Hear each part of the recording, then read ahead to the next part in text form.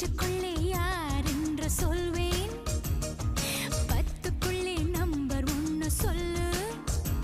என் நெஞ்சுக்குள்ளே யார் என்று சொல்வேன். ஏழை என்கிறாய் என் ஏழஸ்வரம் அவன். ஏழு ஜன்மமாய் என்னை ஆள வந்தவன்.